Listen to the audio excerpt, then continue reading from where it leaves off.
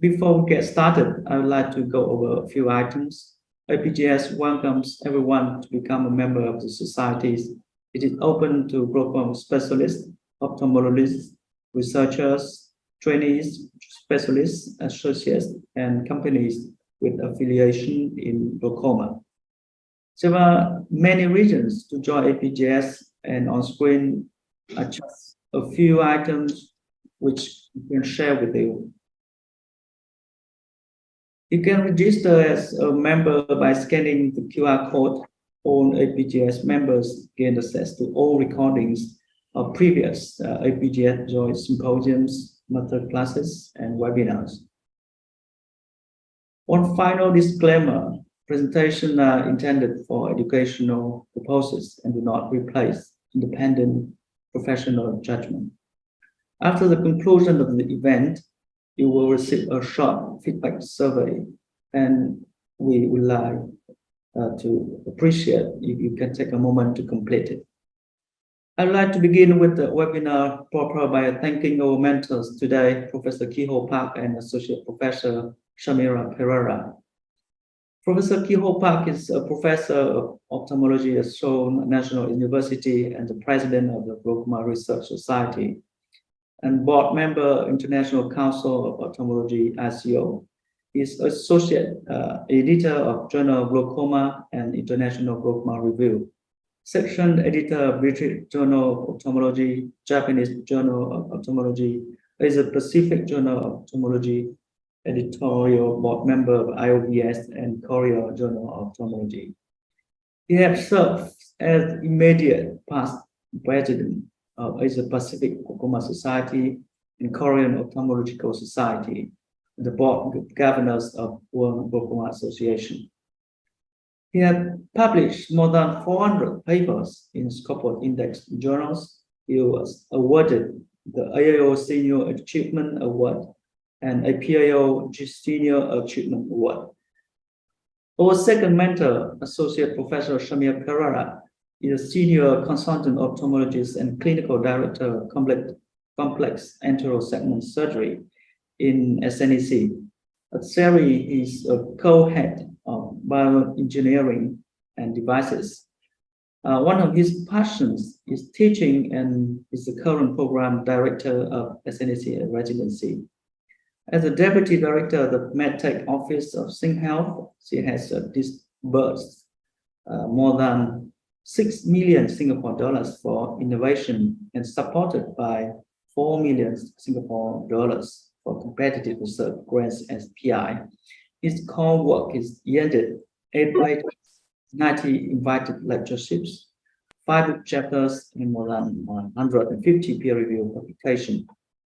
Now I'd like to introduce the first presenter of our first presentation. I'm pleased to introduce Dr. Mohammed Iqbal. He's a promising young glaucoma specialist from Bangladesh, who works as a consultant ophthalmologist at Isbahani Islamia Eye Institute and Hospital. He has extensive surgical experiences in managing complicated cases, especially glaucoma and cataract related, as well as with glaucoma drainage devices, pediatric glaucoma surgery, and different laser procedure.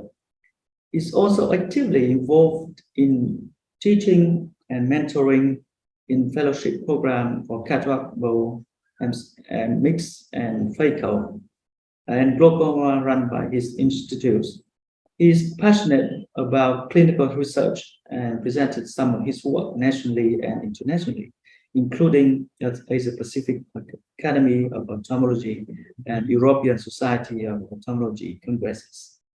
On top of his clinical and research work, he's also set aside to provide surgical help to rural areas in his country to reduce the cataract backlog. Now I'd like to give the floor to Dr. Iqbal, please. Good afternoon, everyone from Bangladesh. And thank you, Dr. Doughton, for your kind introduction. And I'm really grateful to Asia Pacific Glaucoma Society for giving me this opportunity.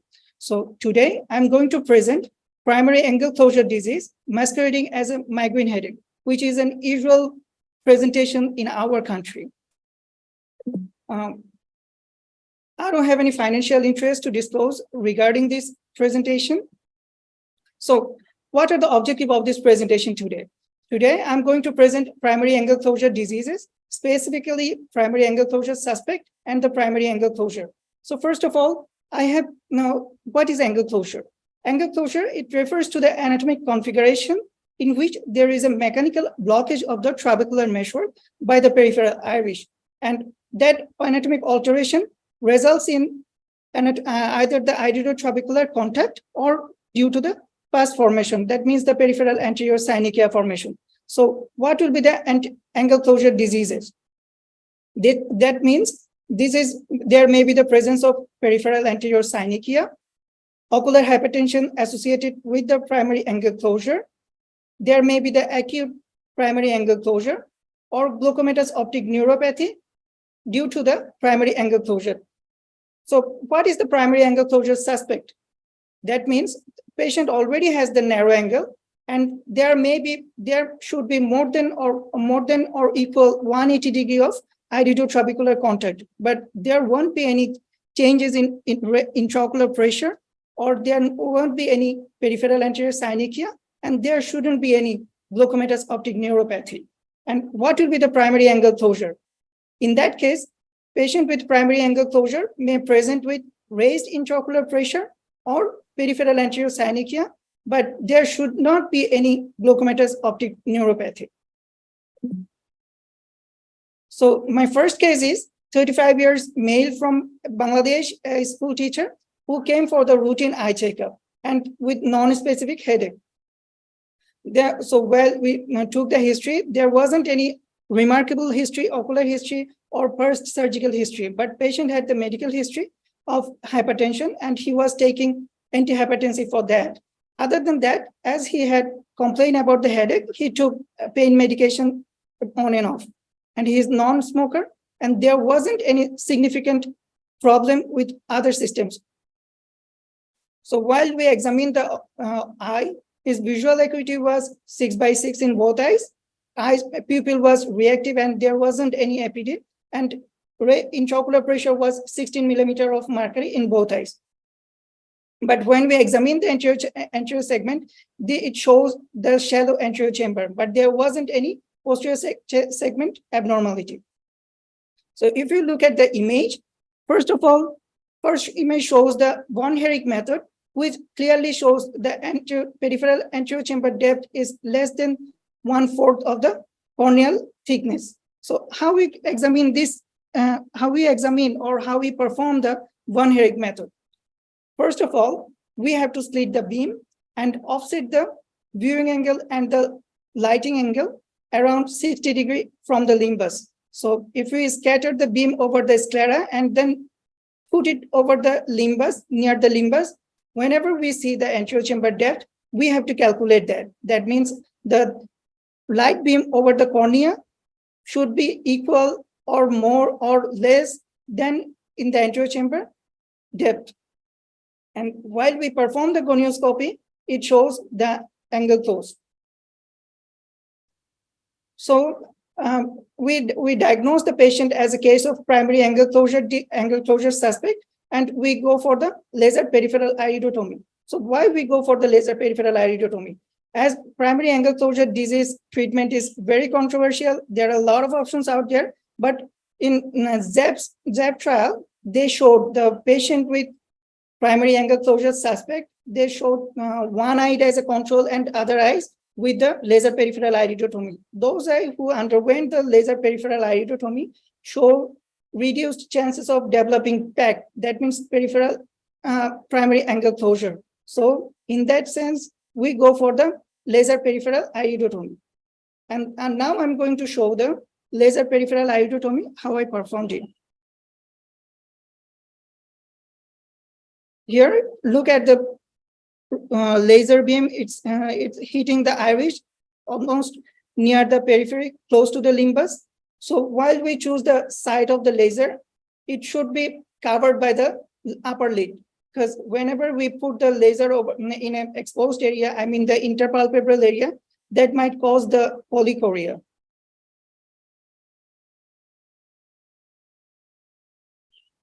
And this is one of the study which shows the visualization of the anterior chamber angle with using the optical coherence tomography before and after the laser peripheral iridotomy.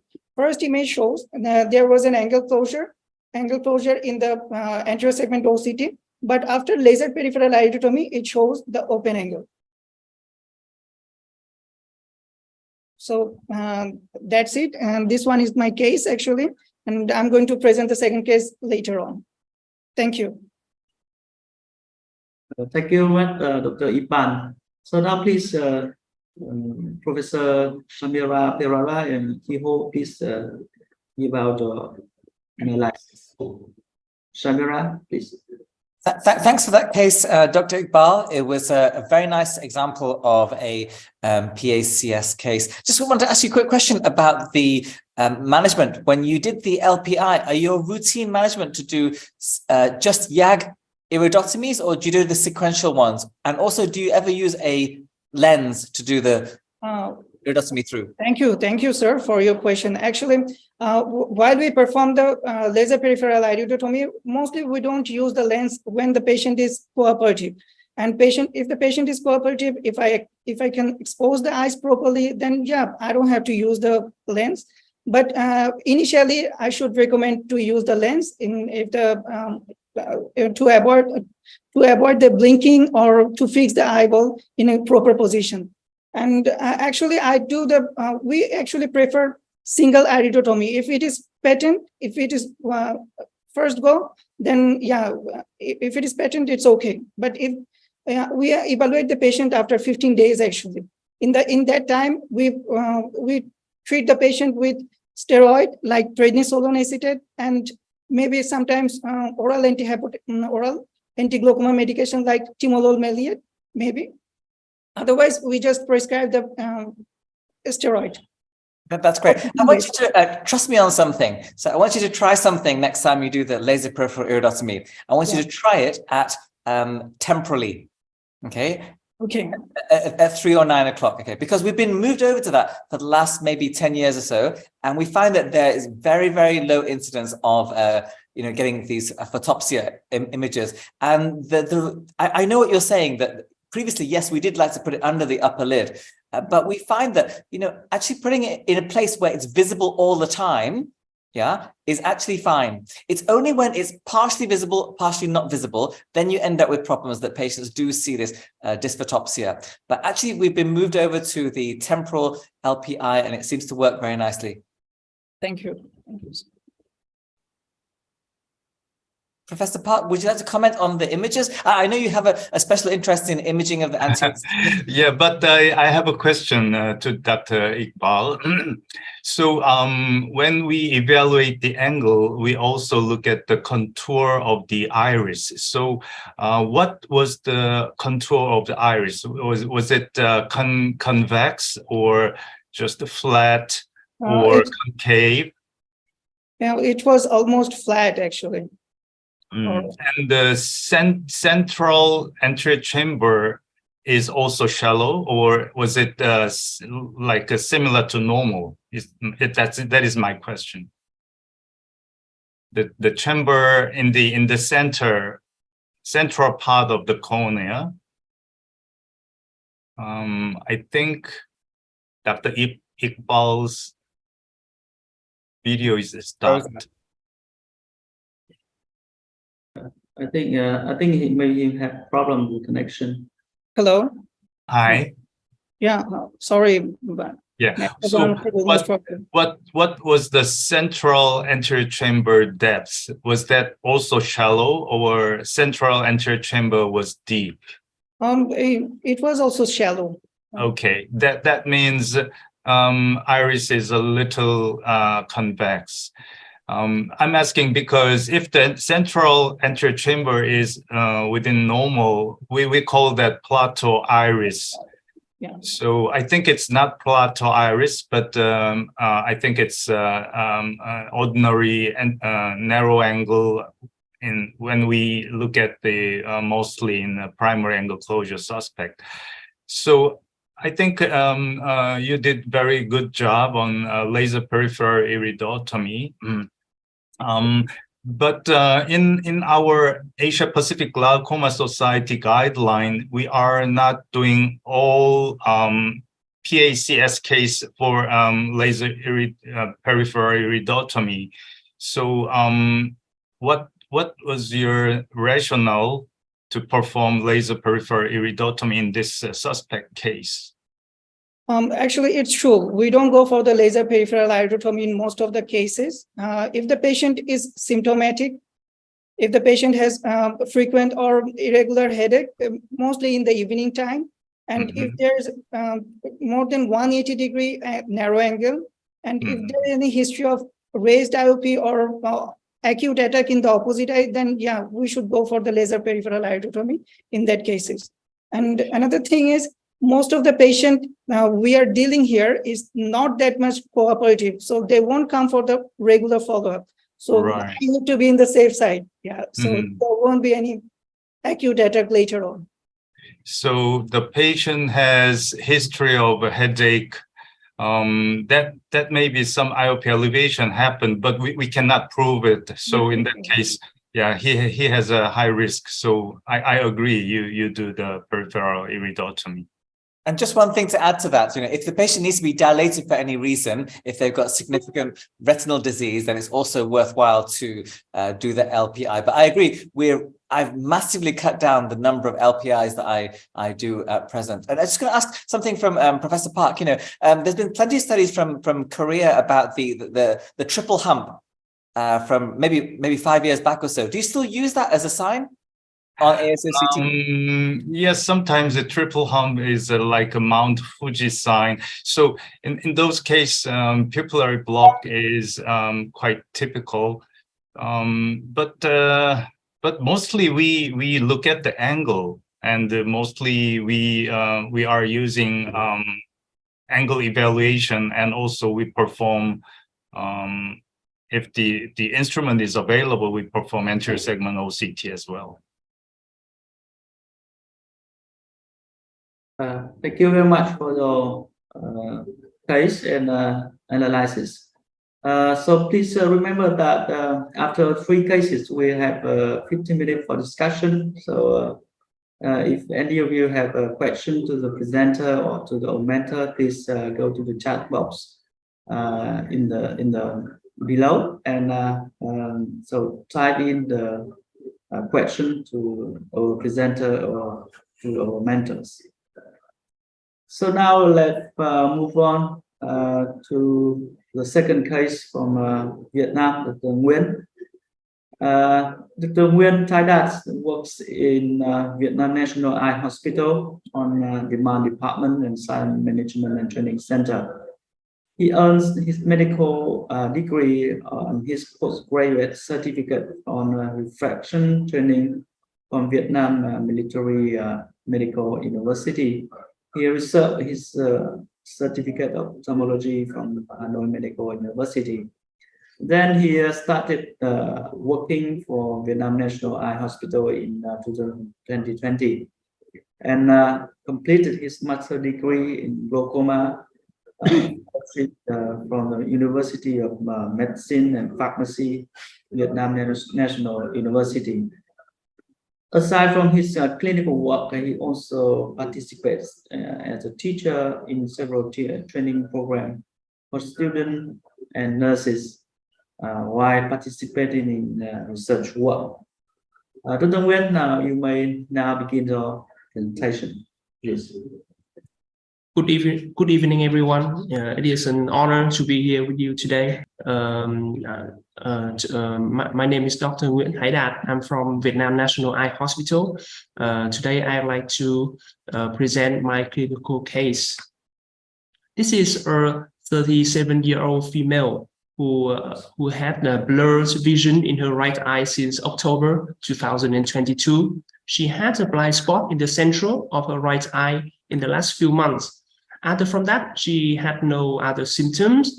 There's no remarkable event in her past medical history.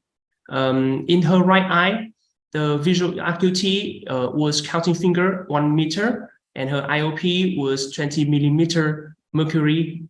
Her anterior chamber was deep and quiet. Her anterior chamber angle was grade 4.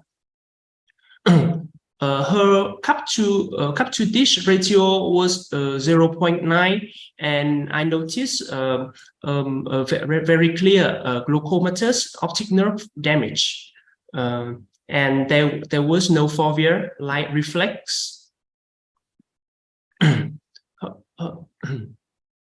With the central scotoma and very low visual acuity, I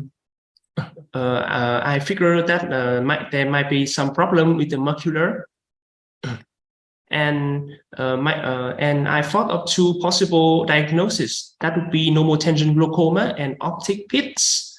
The optic pits often lead to play a role as an entrance for the fluid to travel into the subretinal space, which could lead to retinal detachment, retinoschisis, and cystoid macular edema.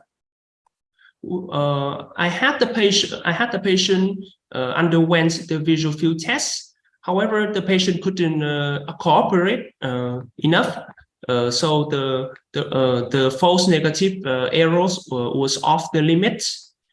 In OCT, there was severe glaucomatous optic nerve damage. So the results from visual field test was unreliable. Then we proceed to have the patient done the water drinking test. Her IOP, her right eye IOP rose from 20 millimeter mercury to 26 millimeter mercury after 15 minutes, and it peaked at 27 millimeter mercury after 1 hour. So this confirmed our diagnosis that this must be the primary open-angle glaucoma.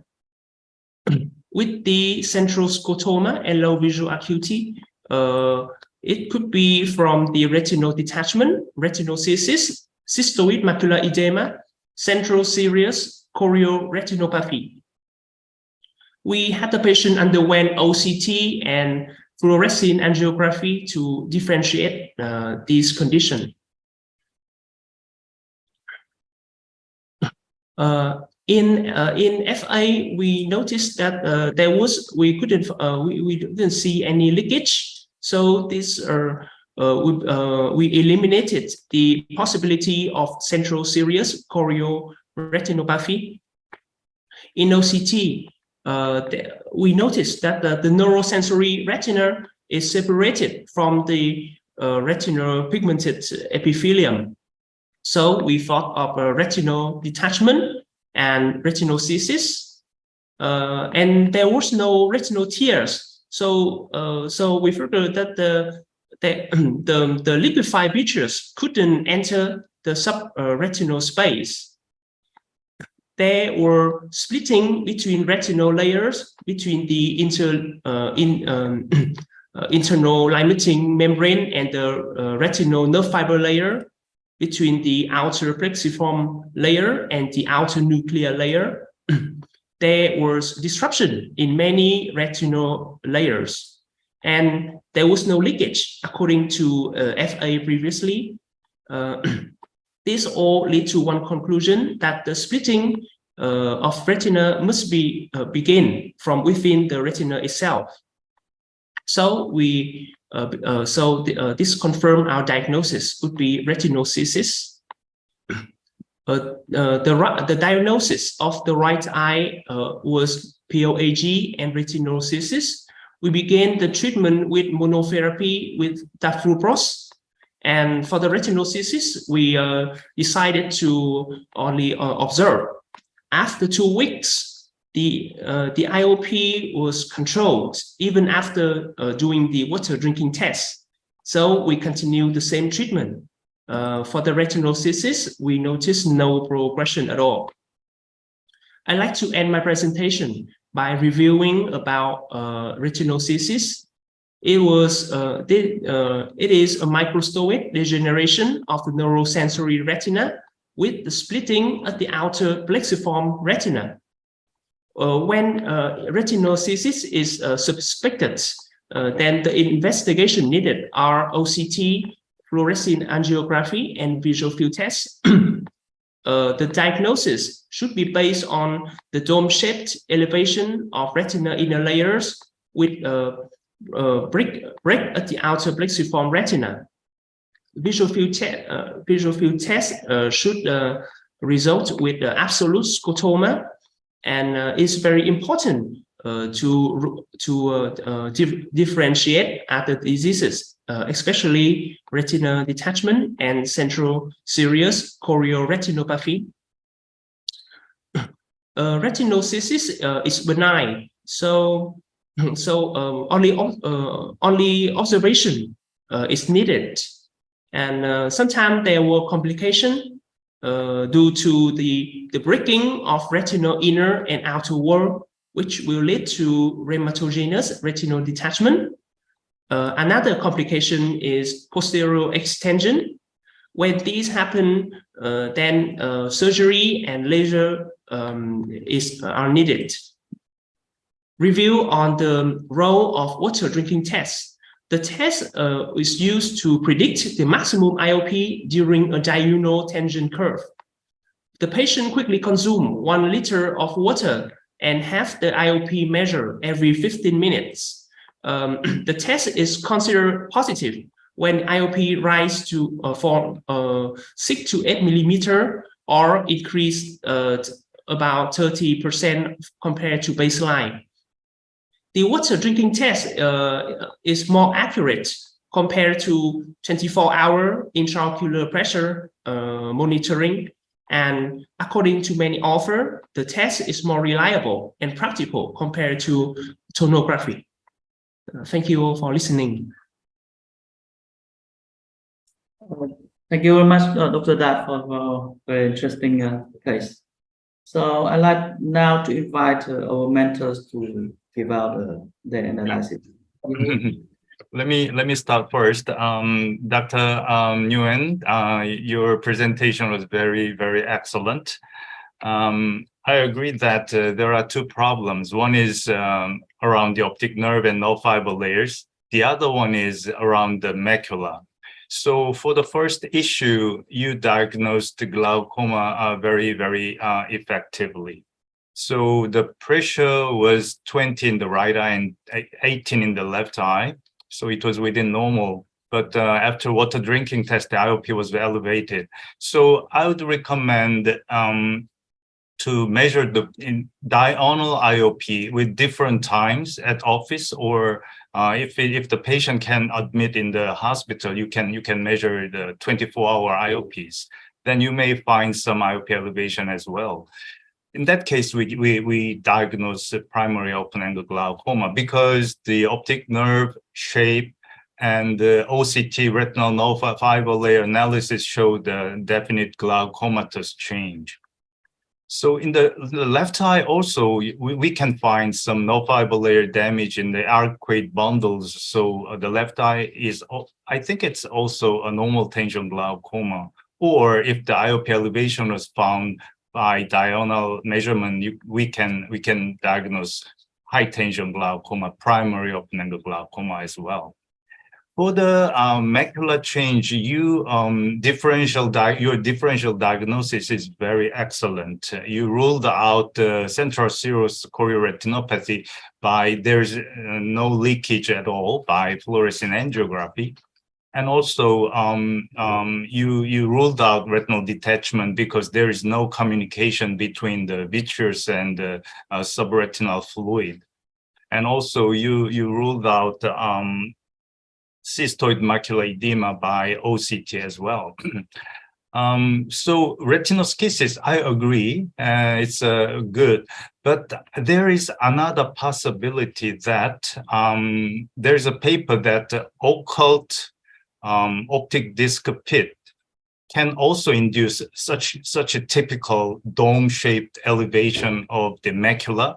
And between the dome-shaped elevation and the disc, there are some retinoschisis as well. So we may think about occult, undetected or missed optic disc pit. Usually, if the disc cupping is advanced, there is a report that optic disc pit detection is sometimes difficult. So we may think about some fluid is from the disc part to the intraretina and to the macula. Because if I review the fluorescein angiography, there is no leakage, so we can rule out CSC. But some temporal part of the disc was stained. So that means that area is quite suspicious of undetected or missed optic disc pit. So it's not our fault, but it happens. So undetected occult case can be another possibility, I think. So thank you very much for your presentation. Thank you for your sharing. Now, Dr. Tat, I've got a question for you about your water drinking test, if you don't mind. Thank you for an excellent presentation. It's a good case with significant pathology on both sides, spanning glaucoma and retina. Now, everyone does the water drinking test differently, in terms of what's considered a significant rise in pressure, how long do you do it for, how much fluid do you give them? Can you outline your details about how you perform the test? Yes, we have the patient to consume 1 liter of water quickly, and then we monitor. So it's not based on their weight, not based on the patient's weight? Yes, we based on the yes, yes. Some people do, some people don't. So you're not basing on weight. So next question is, what's considered a significant rise in IOP? Some people say 6, some people say 8. I think it's the rise should be more than 6 millimeter mercury. Okay. Personally, I would go for 8, but that's the thing with the water drinking test. The way it's performed and the way which it's interpreted is different depending on who does it. How long do you do it for? 2 hours or longer? Well, we do it for 1 hour, and we keep have the IOP measurement every 15 minutes. Okay, and which cases do you pick to do the water drinking test on? Well, we perform the test on cases that we are not sure if is when the IOP was normal in the safe border. Then we try the water drinking test coordinate with other tests.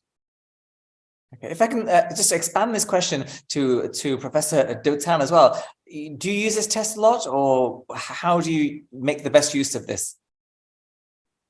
Basically, we will do the test for 2 hours. And we measure the IOP every 15 minutes after the loading of water. So the dosage was calculated as 20 ml for 1 kilo. And we prefer to use that test instead of 24-hour down sonography, because we thought that is more practical and more reliable. For patient for 24-hour down or sonography, we need to hospitalize the patient and measure the IOP many times during a day for 3 consecutive days. So it's very time consuming and maybe not very practical for a suspect like this. So we think that water drinking test can be a very good surrogate to the 24-hour done or sonography. So just a quick question to Professor Park. Kiho, do you think that they test the same things doing the 24-hour phasing versus doing the water drinking test? Well, nowadays, normal tension glaucoma and high tension glaucoma is a continuum. So if we diagnose glaucoma not by IOP, but by optic nerve and retinal nerve fiber layer and ganglion cell layer change, we diagnose it glaucoma. So the IOP itself is 15, 13, 12, 11, it doesn't matter. But still IOP is important, but for the diagnosis, it's primary open angle glaucoma.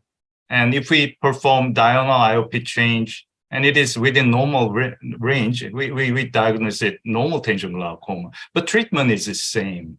So for some suspicious case, we can perform water drinking test, and it is quite effective, but we do not do routinely for the diagnosis of glaucoma. We do not perform a water drinking test routinely in our country, but it depends on the doctor's preference, I think. Yeah, I think it's seeing a resurgence, and I like to look at it some more in detail. I wonder about your parameters. Do you look at the things the same way as myself and Dr. Dotan? We look at it the same way, same duration of testing, same dosage, or do you look at more like Dr. Dat's parameters? In other words, giving like a set dose of 1 liter of water, measuring over 1 hour, looking for a pressure rise of 6. Which one do you go towards? Kiho. Well, I'll use 6. And okay. Yep, 1 liter. Mm-hmm. Okay, quite similar to his. Okay, excellent. Mm-hmm. One more comment I would like to make about the problem of the macular problems, the retinoschisis. Kiho talking about one possibility of the optic pits, but because I'm also a retinal surgeon, and I've done some vitrectomy for those cases, and the clinical picture is the same, exactly the same with the image of the retinal. The macula is like this with some schisis and detachment, but we can differentiate with the FA, with the fluorescent angiography. On optic pits, we still see the leakage from that because it shows that the communication between the pits and the subretinal space. Yeah, I agree. But not always. Leakage is not always in the subretinal area, because the communication is not always open. Sometimes it is closed. Sometimes it is open, like a check valve. So in reports, Valsalva increases the subretinal fluid, but without that, it is stable. So fluorescent angiography itself cannot differentiate, but we may diagnose the shape of the subretinal fluid and the location of the subretinal fluid, and some retinoschisis is between those dome shape and disc. So it is quite typical shape of the optic disc pit associated maculopathy, I suppose. I suspect. Okay. So because of the matter of time, thank you very much, Dr. Nguyen. So now let's move on to the third case from Dr. Iqbal. Please remember that you can put the question on the chat box, and we can have 10 to 15 minutes after 3 cases for discussion. So please, Dr. Iqbal, for the second case. Yeah, sure.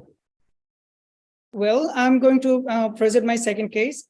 This one is the 49 years female housewife who visited us with a history of frequent headache and occasional nausea, especially during the evening time. And she also complained about the color halos and wetting from the right eye. On ocular history, she didn't give any remarkable history regarding the past ocular history or past any surgical history. But on medical history, she was diagnosed case of hypertension and diabetes, and she was on oral analgesic and as well as antihypertensive medication. And on systemic review, there wasn't any significant pathology. So while we examined the patient, she had the visual acuity of 624 in the right eye and 612 in the left eye. Pupil was reactive and there wasn't any apparent pupillary defect. While examining the intraocular pressure, it was 24 millimeter mercury in the right eye and 18 millimeter mercury in the left eye. And confrontation visual field was full in both eyes. And while examining the anterior segment, her both eyes show shallow anterior chamber with nuclear sclerosis grade 2 in the right eye and nuclear sclerosis grade 1 in the left eye.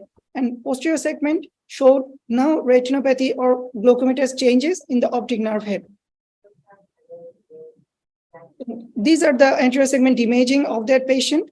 If we look at the first image, it shows the von Herrick method. The anterior chamber depth is less than 1/4 of the peripheral anterior chamber depth is less than 1/4 of the corneal thickness. And while we examine with gonioscopy, first initially it shows the angle closure, and while we indent the patient, indent with the gonioscopy, it shows the peripheral anterior synechia. So we diagnose this patient as a case of primary angle closure. So we treat the patient with cataract extraction, as the patient has the visually significant cataract in his right eye. And this is the short video of the patient.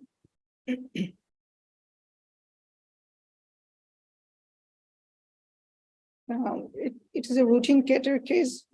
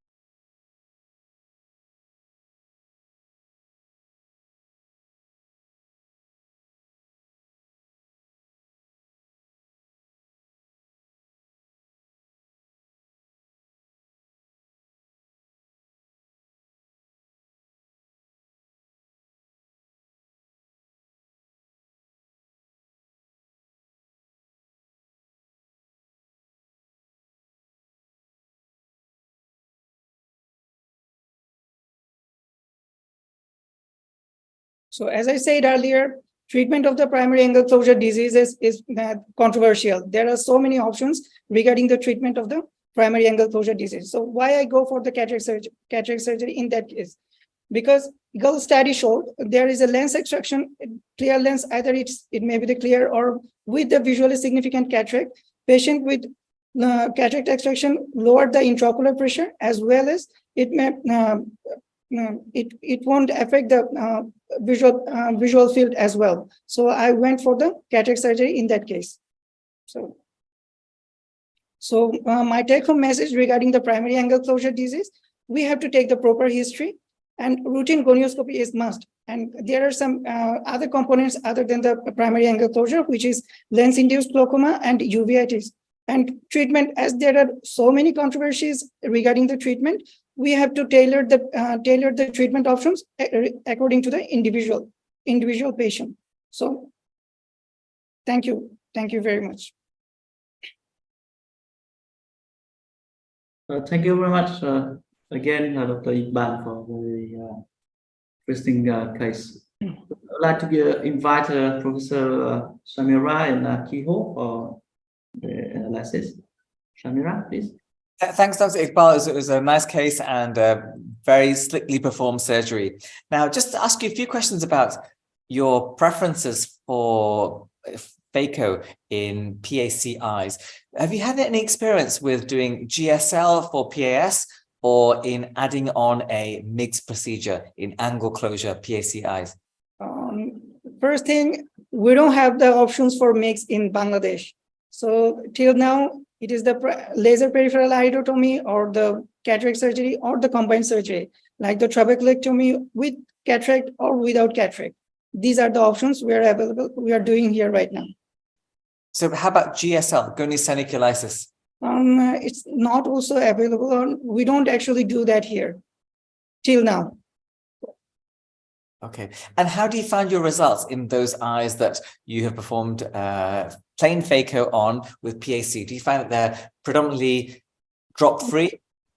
Yeah, most of the time we don't have to prescribe any anti-glaucoma medication, and we have to keep the patient for a longer period of follow-up. So if there's any change, yeah, we may add the anti-glaucoma medication. Other than that, we don't have to most of the time.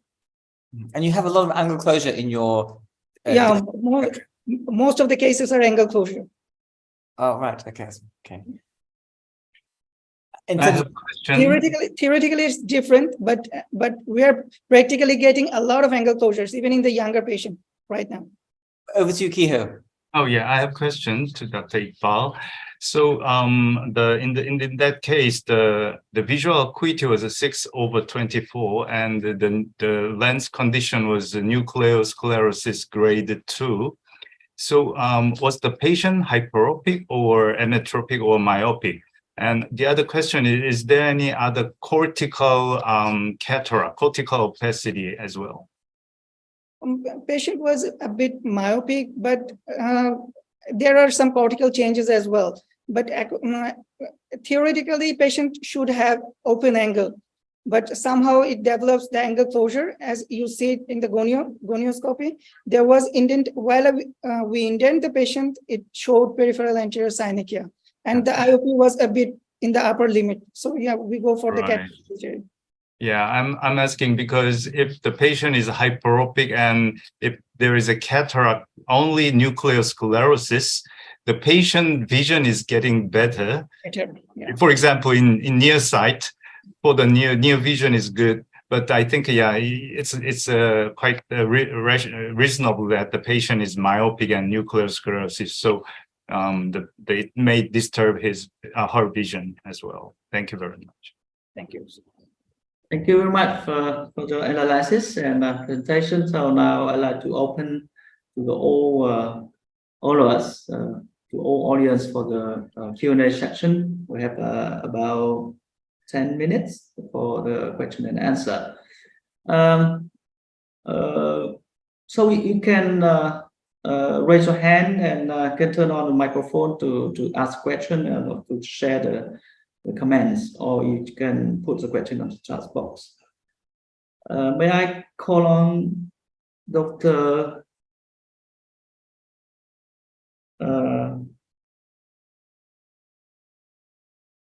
Baswati Shau? You have many questions on the chat box, and please maybe turn on the microphone and ask the presenter or mentors directly if you want to. Hello, I think my microphone is on. Can I ask 3 questions? Yes, please. Yeah, first of all, very good presentations by the speakers. Like I'm practicing in New Zealand, and we often get similar cases. Let's start with the PSC, the third case. So yeah, as Professor has already pointed, I think I have few comments like goniosynechalisis, I think, is a very easy procedure to perform, and it is really good, and it really is good and takes care of the intraocular pressure post-operatively. The second thing is because while doing the cataract surgery, sometimes it's very challenging, sometimes it results in a high vitreous pressure. So the precautions which we can take, probably one would be the use of mannitol if the anterior chamber it all depends upon how shallow, what is the depth of the anterior chamber.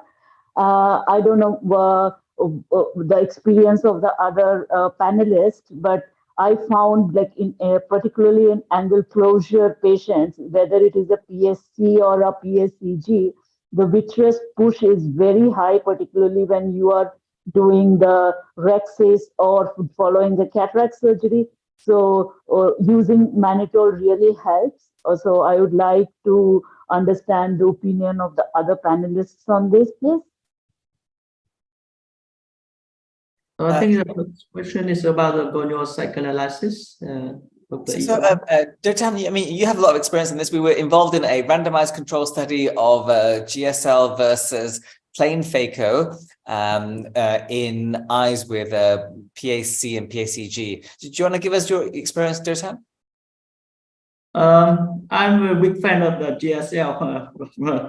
I have to say that because it's very like you, Dr. Baswati said, it's very easy to do, and it takes you about 2 minutes for the GSL 360 degrees. So I think it's very mild and very quick procedure, added very well onto the phaco surgery alone. Unfortunately, for our trial with Seri and with some from Thailand and so Hong Kong, we didn't show the significant difference in terms of IOP, reduction in phaco alone and phaco GSL. But after that trial, I did myself from other trial. I have to say that the phaco GSL is very effective, especially for the acute attack.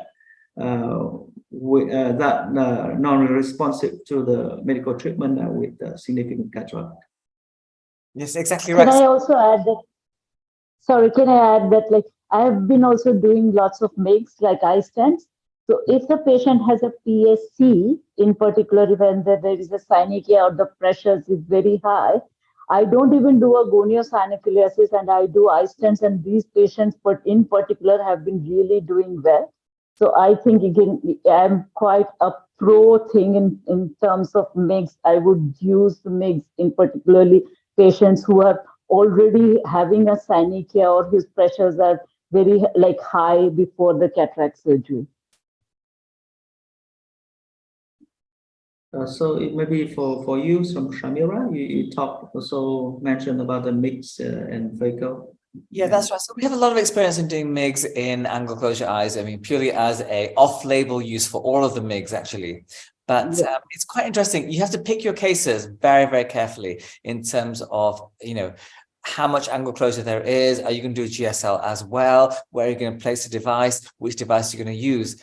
And recently, we've had a look through our results. They're actually quite good of using MIGS in selected cases in angle closure and angling them upwards so that they don't develop PAS as well. So I think it's promising. It's an area that I would like to investigate some more, but I think the jury's out at the moment. I must remember that it's off-label use at present.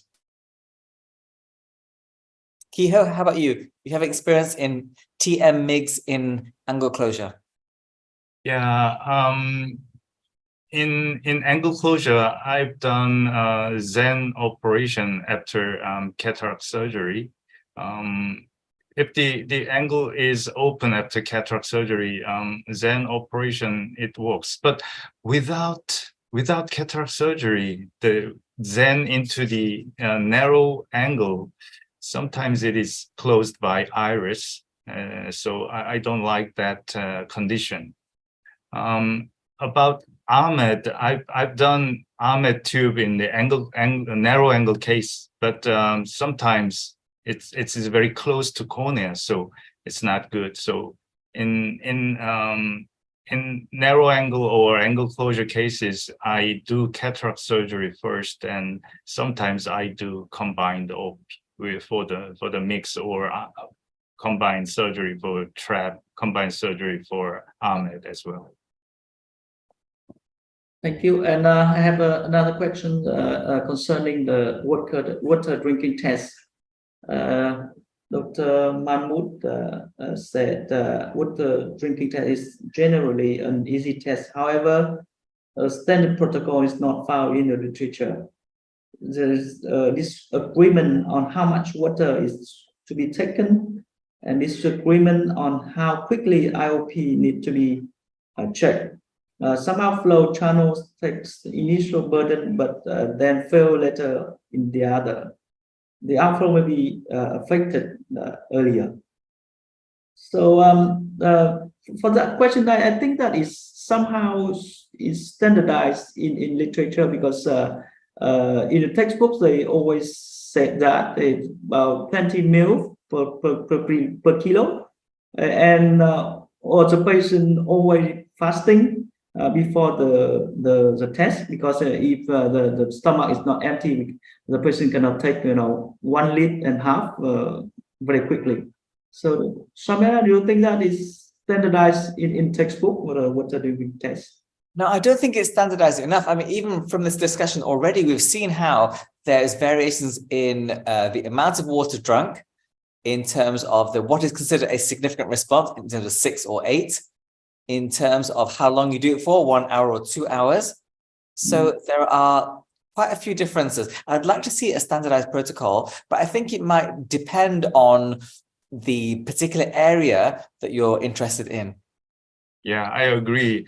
For the darkroom prone position test, the IOP criteria is different according to the reports. Some report they do 8 millimeter of mercury high.